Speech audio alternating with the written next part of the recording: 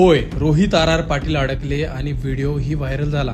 सध्या सोशल मीडियावरती एक व्हिडिओ व्हायरल होतोय ज्यामध्ये रोहित पाटील एका लिफ्टमध्ये अडकलेले आहेत आणि प्रसिद्ध ट्रॅव्हल ब्लॉगर रोहन धनवडे त्यांचा व्हिडिओ शूट करतोय आणि अतिशय विनोदी पद्धतीने ते मांडण्याचा प्रयत्न करतोय। रोहित पाटील देखील त्याला चांगल्या पद्धतीने प्रतिसाद देताना दिसत आहेत। कॅमेऱ्याकडे बघून ते हसताना दिसत आहेत। बराच वेळ अडकल्यानंतर रोहित पाटील बाहेर येतात। सोलापूरमधील एका कार्यकर्त्याच्या भेटीसाठी गेले असता रोहित पाटील यांच्या बाबत हा किस्सा घडला।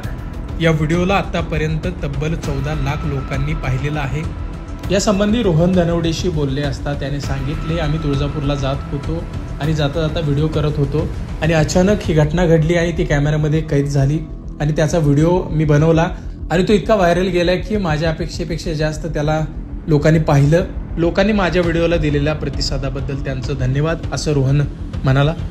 आता पाहूया तो व्हिडिओ नेमका काय आहे।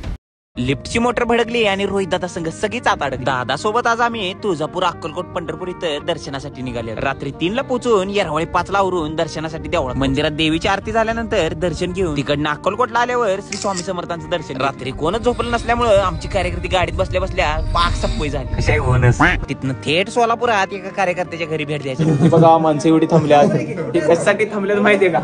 दादा अडकल्या लिफ्ट मध्ये। लिफ्टच्या मोटरीत व्हायचा किरकोळ बिघाड झाल्यामुळे ती काय वर बी ना खाली बी ना दार बी उघडी। आम्ही तर पार दारासनी लोंबकाळून दमलो तरी बी ती काय दार उघडायचं नाव घे। आता मात्र ह्यासनी आत अडकून लईच उशीर झाला। पाण्याच्या बाटल्या आत दिल्या। आता पार जेवणाची वेळ होत आली तरी बी लिफ्ट उघडा येणाऱ्या कार्यकर्त्याचा अजून काय पत्ताच लागला।